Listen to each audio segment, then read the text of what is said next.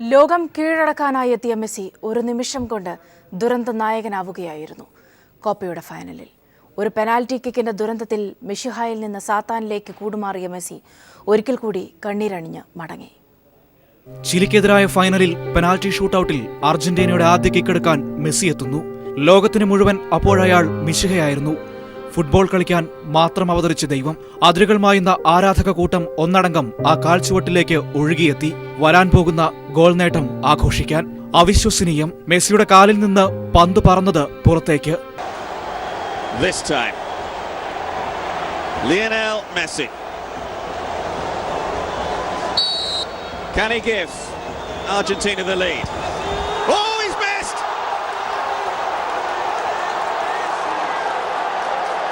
Astonishing! അവിടെ അവസാനിച്ചു അർജന്റീനക്കാരുടെ ലോകം. ഒരേ സമയം അങ്ങകല ബ്യൂണസ് ഐറിസിലും ഇങ്ങിവിടെ മലബാറിന്റെ മണ്ണിലും ആയിരങ്ങൾ ആശ്രയമറ്റു നിന്നു.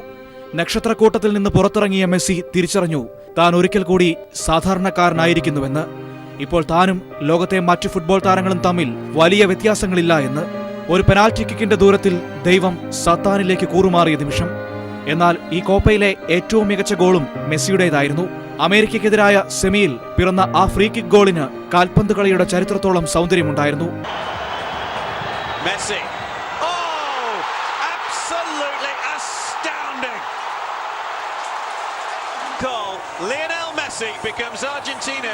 അതേ മെസ്സി തന്നെയാണ് വഴിതെറ്റിയ ഒരു പന്തിന്റെ പുറകെ ആരാധകരെ പ്രതീക്ഷകളില്ലാത്ത ലോകത്തേക്ക് തള്ളിവിട്ടതും. Sports desk. കാവാലം നാരായണ പണിക്കരുടെ മൃതദേഹം സോപാനം കളരിയിൽ പൊതുദർശനത്തിന് വച്ചിരിക്കുകയാണ്. സാമൂഹിക സാംസ്കാരിക രാഷ്ട്രീയ രംഗത്തെ പ്രമുഖരാണ് അദ്ദേഹത്തിന് അന്ത്യാഞ്ജലി അർപ്പിക്കാനായി എത്തിക്കൊണ്ടിരിക്കുന്നത്. വിവരങ്ങളുമായി ജിതിൻ ചന്ദ്രൻ ചേർന്നുണ്ട്. ജിതിൻ, ഇപ്പോഴും നിരവധി ആളുകൾ അദ്ദേഹത്തിനെ അവസാനമായി ഒരു നോക്ക് കാണാനായി അവിടെ എത്തിക്കൊണ്ടിരിക്കുകയാണോ? തീർച്ചയായും സൗമ്യ, കാവാലത്തിന് അന്ത്യാഞ്ജലി അർപ്പിക്കാനായി ഒട്ടേറെ പേരാണ് ഇപ്പോഴും അദ്ദേഹത്തിന്റെ മൃതദേഹം പൊതുദർശനത്തിന് വെച്ചിരിക്കുന്ന തൃക്കണ്ണപുരത്തെ സോപാനം നാടകക്കളരിയിലേക്ക് എത്തിക്കൊണ്ടിരിക്കുന്നത്. നേരത്തെ മുഖ്യമന്ത്രി പിണറായി വിജയൻ അടക്കമുള്ള രാഷ്ട്രീയ രംഗത്തെ പ്രമുഖർ അദ്ദേഹത്തിന് അന്ത്യാഞ്ജലി അർപ്പിക്കാനായി ഇവിടെ എത്തിയിരുന്നു. ദേശീയ നാടക രംഗത്തിന് തന്നെ കനത്ത നഷ്ടമാണ് കാവാലത്തിന്റെ നിര്യാണത്തിലൂടെ ഉണ്ടായിരിക്കുന്നതെന്ന് പിണറായി വിജയൻ അനുസ്മരിക്കുകയുണ്ടായി. തുടർന്ന് മുൻ മുഖ്യമന്ത്രിയും CPM-ന്റെ മുതിർന്ന നേതാവുമായ VS Achuthanandan, speaker P Sreeramakrishnan, മുൻ പ്രതിപക്ഷ നേതാവ് രമേശ് ചെന്നിത്തല, മുൻ മുഖ്യമന്ത്രി ഉമ്മൻചാണ്ടി തുടങ്ങിയ രാഷ്ട്രീയ രംഗത്തെ ഒട്ടേറെ പ്രമുഖർ ഈ സമയത്തിനുള്ളിൽ അദ്ദേഹത്തിന് അന്ത്യാഞ്ജലി അർപ്പിക്കാനായി ഇവിടെ എത്തി. ഒപ്പം തന്നെ സാമൂഹിക സാംസ്കാരിക സിനിമാ രംഗത്തെ ഒട്ടേറെ പേരും ഇതിനോടകം ഇവിടെ എത്തി അന്ത്യാഞ്ജലി അർപ്പിച്ചു കഴിഞ്ഞു. ഇപ്പോഴും ഒട്ടേറെ പേരാണ് കാവാലത്തിന് അവസാനമായി ഒരു നോക്ക് കാണാനും ആദരാഞ്ജലി അർപ്പിക്കാനുമായി വന്നുകൊണ്ടിരിക്കുന്നത്. ഇന്ന് മുഴുവനും ഇവിടെ സോപാനത്തിൽ തന്നെയാണ് അദ്ദേഹത്തിന്റെ പൊതുദർശനം ക്രമീകരിച്ചിരിക്കുന്നത്. തുടർന്ന് നാളെ പുലർച്ചെ 4 മണിയോടുകൂടിയായിരിക്കും അദ്ദേഹത്തിന്റെ ജന്മദേശമായ കാവാലത്തേക്ക് മൃതദേഹം കൊണ്ടുപോവുക. തുടർന്ന് വൈകിട്ട് 4:30 അദ്ദേഹത്തിന്റെ സംസ്കാര ചടങ്ങുകൾ നടക്കും. സംസ്ഥാന സർക്കാരിന്റെ പൂർണ്ണ ഔദ്യോഗിക ബഹുമതികളോടെയാണ് അദ്ദേഹത്തിന്റെ സംസ്കാര ചടങ്ങുകൾ നടക്കുക. നമുക്കറിയാം, കഴിഞ്ഞ ദിവസം 10 മണിയോടുകൂടിയാണ് കാവാലം നാരായണ പണിക്കർ നിര്യാതനായത്. അപ്പോൾ മുതൽ തന്നെ അദ്ദേഹത്തിന് അന്ത്യാഞ്ജലി അർപ്പിക്കാനായി അദ്ദേഹത്തിന്റെ തൃക്കണ്ണപുരത്തെ വസതിയിലേക്ക് ആളുകൾ വന്നുകൊണ്ടിരിക്കുകയായിരുന്നു. തുടർന്നാണ് അദ്ദേഹത്തിന്റെ വസതിക്ക് സമീപം തന്നെയുള്ള അദ്ദേഹം സ്ഥാപിച്ച നാടകക്കളരിയായ സോപാനത്തിലേക്ക് അദ്ദേഹത്തിന്റെ മൃതദേഹം പൊതുദർശനത്തിനായി മാറ്റിയത്. ഇപ്പോഴും അവിടെ പൊതുദർശനം തുടരുകയാണ്. ഒട്ടേറെ പേരാണ് ഇപ്പോഴും അദ്ദേഹത്തിന് അന്ത്യാഞ്ജലി അർപ്പിക്കാനായി സോപാനത്തിലേക്ക് എത്തിക്കൊണ്ടിരിക്കുന്നത്. ജിതിൻ ചന്ദ്രനാണ് വിവരങ്ങൾ നൽകിയത്. ജന്മനാടായ കുട്ടനാടുമായി കാവാലം നാരായണ പണിക്കർ ഒരിക്കലും മുറിച്ചു മാറ്റാനാകാത്ത ഹൃദയബന്ധം സൂക്ഷിച്ചിരുന്നു. ഒഴിവുവേളകൾ കിട്ടുമ്പോഴെല്ലാം കാവാലം തന്റെ ജന്മനാട്ടിലെത്താൻ സമയം കണ്ടെത്തുമായിരുന്നു. അവസാനമായി കാവാലം നാട്ടിലെത്തി മടങ്ങിപ്പോയതിന്റെ ഓർമ്മകളായി വിറക്കുകയാണ് ഇപ്പോൾ കാവാലത്തുകാർ.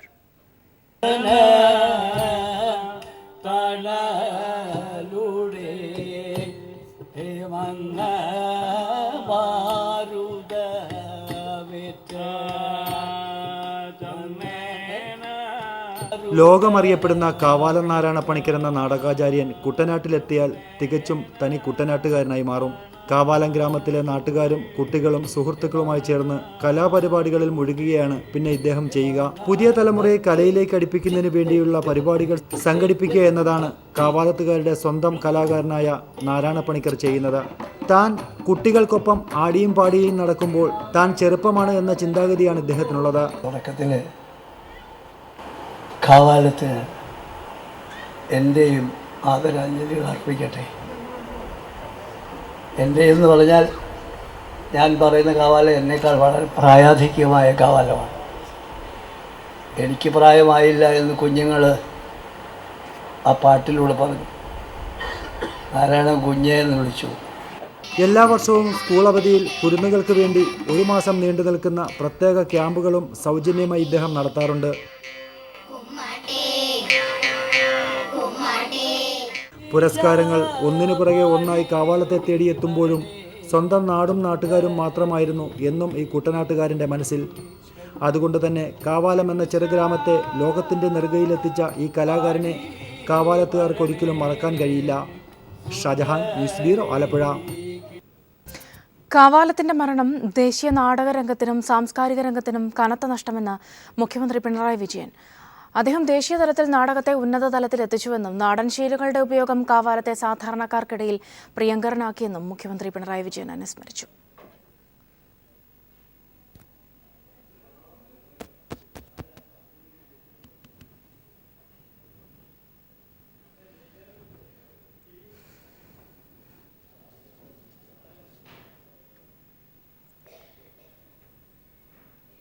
കാവാലത്തിൻ്റെ വിയോഗം ദേശീയ നാടകത്തിനും കേരളത്തിൻ്റെ സാംസ്കാരിക രംഗത്തിനും കനത്ത നഷ്ടമാണ്.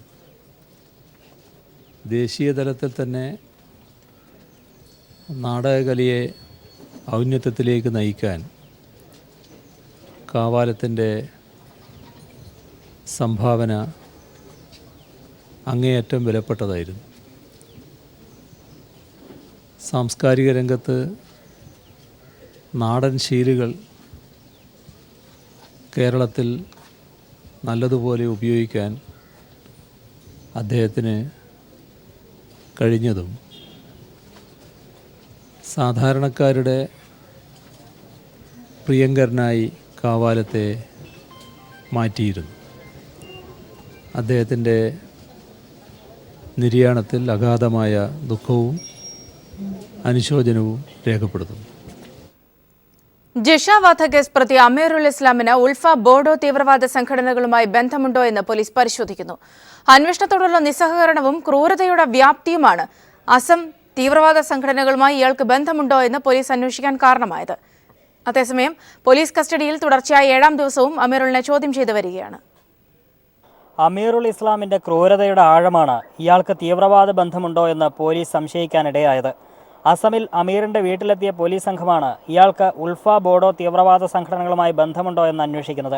ഇതിനായി അസം തീവ്രവാദ വിരുദ്ധ സേനയുടെ സഹായവും തേടിയിട്ടുണ്ടെന്നാണ് വിവരം.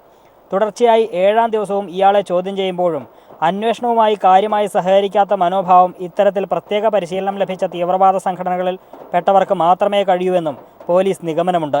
തീവ്രവാദ സംഘടനകളിൽപ്പെട്ട പലരും കേരളത്തിൽ ഒളിവിൽ കഴിയുന്നുണ്ടെന്ന വിവരത്തിൻ്റെ കൂടി അടിസ്ഥാനത്തിലാണ് പോലീസ് അമീറുലിന് അത്തരം പശ്ചാത്തലമുണ്ടോ എന്ന് പരിശോധിക്കുന്നത്. 10ാം വയസ്സിൽ വീട് വിട്ടിറങ്ങിയ ഇയാൾ കേരളത്തിലെത്തുന്നതിന് മുൻപ് എവിടെയായിരുന്നുവെന്നത് വ്യക്തമല്ല. ലൈംഗിക വൈകൃത സ്വഭാവക്കാരനായതിനാൽ പെട്ടെന്നുണ്ടായ വികാരം കൊലപാതകത്തിലേക്ക് വഴിവെച്ചിട്ടുണ്ടാകാമെന്നും അന്വേഷണ സംഘം കരുതുന്നു. അതേസമയം DNA പരിശോധനാ ഫലം ലഭിച്ചതിന് ശേഷമായിരിക്കും തെളിവെടുപ്പ് നടക്കുകയെന്ന സൂചന. News bureau, Kochi.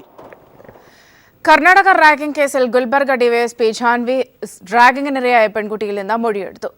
Kozhikode medical കോളേജിൽ വെച്ചാണ് മൊഴിയെടുത്തത്. എന്നാൽ റാഗിംഗ് ആണോ ആത്മഹത്യാ ശ്രമമാണോ എന്ന് ഈ ഘട്ടത്തിൽ പറയാനാകില്ലെന്ന് ഡിവൈഎസ്പി അന്വേഷണം പുരോഗമിക്കുകയാണെന്നും അവർ മാധ്യമങ്ങളോട് പറഞ്ഞു.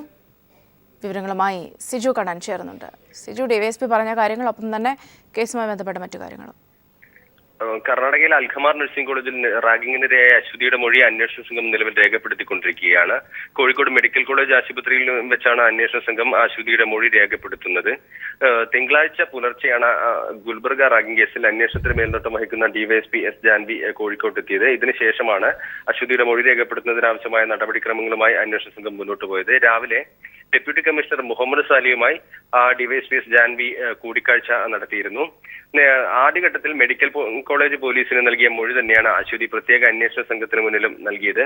അതേസമയം കേസുമായി ബന്ധപ്പെട്ട നിരവധി ആശയക്കുഴപ്പങ്ങൾ നിലനിൽക്കുന്നുണ്ട്. അതുകൊണ്ട് തന്നെ ഈ സാഹചര്യത്തിൽ അശ്വതിയെ അന്വേഷണ സംഘം വിശദമായി ചോദ്യം ചെയ്യുന്നുണ്ട്. റാഗിങ്ങിനിടെ അശ്വതിയെ സീനിയർ വിദ്യാർത്ഥിനികൾ ബലമായി ഫിനോയിൽ കുടിപ്പിച്ചതാണോ, ആത്മഹത്യക്ക് ശ്രമിച്ചതാണോ തുടങ്ങിയ കാര്യങ്ങൾ ഇപ്പോൾ പറയാനാകില്ലെന്നും അന്വേഷണം നല്ല രീതിയിൽ പുരോഗമിക്കുകയാണെന്നും നേരത്തെ മാധ്യമങ്ങളോട് സംസാരിക്കുന്നതിനിടെ ഡിവൈഎസ്പി എസ് ജാൻവി പറഞ്ഞിരുന്നു. പട്ടികജാതി പട്ടികവർഗ കമ്മീഷൻ അംഗങ്ങളായ KK മനോജ്, എഴുകോൺ നാരായണൻ തുടങ്ങിയവരും ഇന്ന് ആശുപത്രിയിൽ അശ്വതിയെ സന്ദർശിച്ചിരുന്നു.